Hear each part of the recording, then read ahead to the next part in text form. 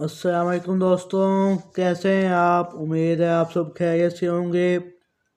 आज का मेरा मौजू है मंसूर का अल्फांसो सानी को बदअहदी की इबरतनाक सज़ा देना। 585 हिजरी में अल्फांसो सानी बादशाह तैतया ने मुसलमान हुक्मरान मंसूर से 5 साल की सुलह की। इस दौरान वो जंगी तैयारियां करता रहा। इसको पता था कि मुसलमान वादा खिलाफी नहीं करते, इसलिए अच्छी तरह तैयारी की। दूसरे ईसाई हुक्मरानों से भी मदद तलब की। इस तैयारी को सुलभी जंगों की तरह मजहबी जिहाद करार दिया, ताकि ईसाई देखोल कर हर तरह से इसकी मदद करें।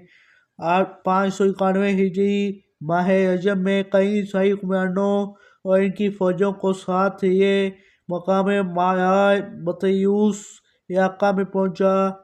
इधर मंसूर भी मुकाबले पर पहुंच गया। खूब लड़ाई हुई। ईसाइयों के मुकाबले में मुसलमानों की फौज बहुत थोड़ी थी, मगर फतह हक की हुई। ईसाई अपने 1,46,000 अफराद को जहन्नम वासी करवा कर 30,000 को असीर करवा कर मैदान जंग से पीठ फेर गए।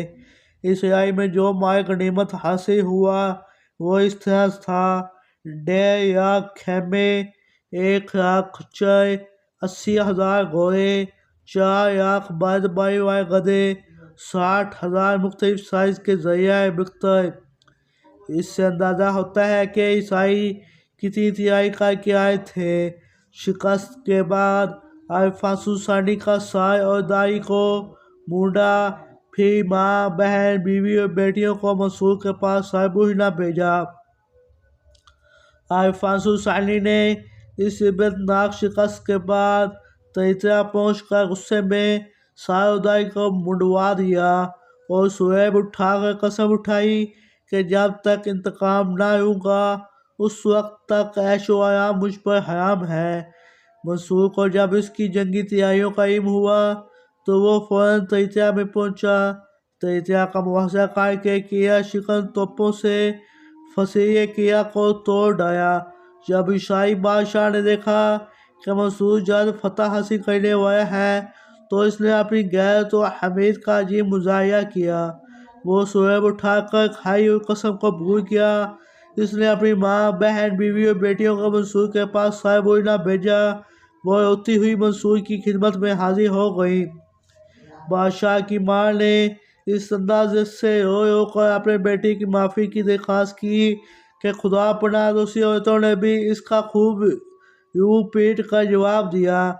मंसूर ये मंजर बर्दाश्त न कर सका।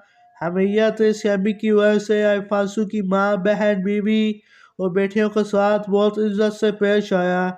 इनको बहुत कीमती जेवरात और देकर अशिया के साथ नवाज कर भेजा। इनकी इज्जत और हिम्मत का ख्याल करते हुए अल्फांसो को माफ़ करके वापस आ गया। मंसूर के बाद इसका बेटा वही अहद हुआ। इधर 609 हिजरी में एक लश्कर के साथ अल्फांसो ने मुसलमान मुल्क पर हमला कर दिया। ये तमाम वो ईसाई हुक्मरान और फौज थी जो मिस्र और शाम में सुल्तान सलाहुद्दीन अय्यूबी से शिकस्त खा कर गए थे।